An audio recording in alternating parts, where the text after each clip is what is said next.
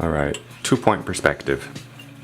And lightly draw out a horizon line. I'll put a small vanishing point out there, just a dot, and I'm going to put a small vanishing point over there. So I got VP left and VP right. I'm just going to start with a couple of cubes and then we're going to modify them. I'm probably going to draw darker than I should because I want you to see it. I'm going to reach to vanishing point left and I'm lightly going to draw in an orthogonal. Top of that line, another orthogonal. Let's draw the right side of my box. Line it up to vanishing point right. This is where that see-through ruler might make things a little easier in terms of lining them up. Line up the top, drag that back as well. At this point, I want to determine a depth for this box. I'm just going to pick a point. As long as it's vertical, it's right. Draw in one vertical, pick another point. So right now, it doesn't have a whole lot of depth. You know, it looks like a flat, like folded piece of paper. Just like in 1-point perspective, my corners are where the info is. So if I've got this corner here, and if I've got this corner here, in 2-point perspective, I've only got basically two choices. Either they're vertical, or they go back to one or my other vanishing point. So I've really only got one option. Vertical wouldn't give me much of anything. If I line up to vanishing point left, I'm going to draw that back, that other little corner, line up to vanishing point right, so it goes all the way back to there. So that is my first 2-point perspective cube.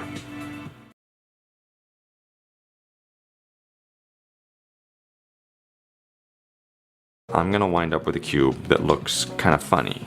So there's nothing necessarily wrong with this cube, but it looks funny. And it's because what's happening is what's called forced perspective. You're going to hit this moment in every perspective drawing that you do. The way that you can avoid it, because it's doing like a fisheye lens kind of thing. If I take something that is 90 degrees, like a sheet of paper, if I drop that in what's called the leading edge and draw that out, you know, trace that out, if my leading edge is a tighter angle than 90 degrees, then basically what's happening is it's kind of getting out of our peripheral vision. So this angle should not be tighter than 90 degrees. Quick explanation on how you figure that out. If I take my vanishing point left, vanishing point right, if I notice there's 7.5 inches, half of that is 3.5. That means if I go 3.5 inches up or 3.5 inches down, that is what's called a cone of vision. That's not a very good circle, but you get the idea. So that's called a cone of vision. Anything that goes out of that cone of vision is going to start to get distorted. We see this in photographs all the time. Alright, so let's say I want to modify this cube.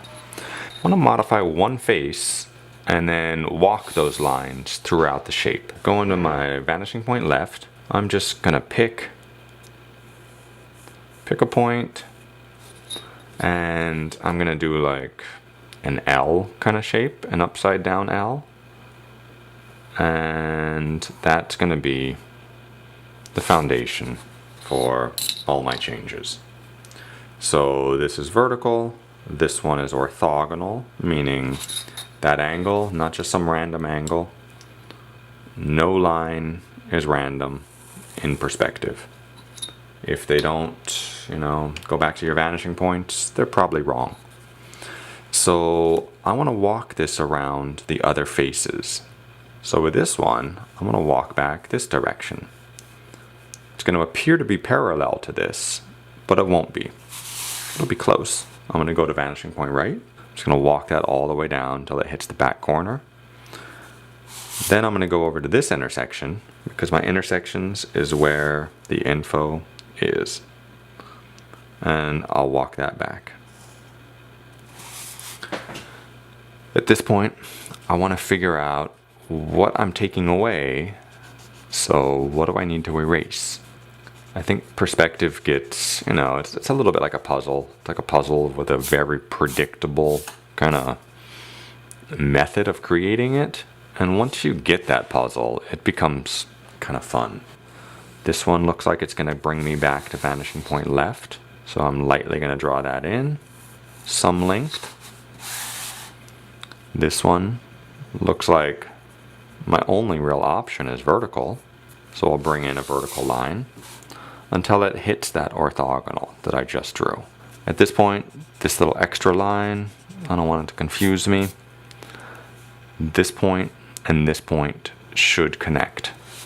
And they should also line up with vanishing point right out there. So let's see how I did and line up all three. I did pretty good. I'm not perfect. If I draw that out, you can see how it doesn't quite hit. It's really close. I'm gonna cheat it a little bit.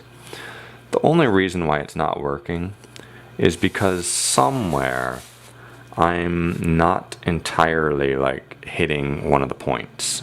And if I went through, I could figure out exactly why I'm off. When things don't come together, it just shows you're off somewhere. All right, let's take this even a step further, and we'll see what you can do with it. Let's say I want to create a fork within this. So I'm gonna hand draw some stuff first. I'm gonna bring in two verticals, and I think I want to create I don't know, a C kind of shape out of this. So this is an orthogonal. Let's just draw that in lightly. I'm lightly going to draw in an orthogonal. I'll lightly draw in another orthogonal. I know these are supposed to connect, and they're supposed to connect with another orthogonal. This time going back to vanishing point right. Going to connect those. Let's reinforce those verticals and make them look a little darker. Dark vertical. At this point, I'm going to erase the stuff that I don't want and then try to find the missing info, because I'm close, but I'm not quite there. So it looks like I'm going to have this corner is going to give me some info. It's going to be a vertical. This corner is going to give me some info. It's going to be an orthogonal. So verticals are easy to draw. Orthogonals are a little tougher. So I'm going to bring in my ruler, and it looks like it's just going to hide a little bit behind that other face. And I can bring in my vertical here. I personally, probably nobody likes it. I don't like it when these lines, like this back line, lines up with that line. So I don't need to do this, but I think it's going to make my shape read better. So let's say I really don't want that. I'm just going to have to go and adjust. I want to bring that orthogonal back a little bit further and just go through and kind of rearrange my shape a little bit. Going to connect those two dots. And I'll bring in a vertical, so much better. And I'll darken that up, get a true vertical in there. And to me, that just looks a whole lot better. Let's say there's a light source up here on the upper left. That means that the base of things would be shaded. That means this inside edge would be shaded. So I could go through and kind of think about how things might be shaded a little bit. Our first modified cube. Make 20 more of them.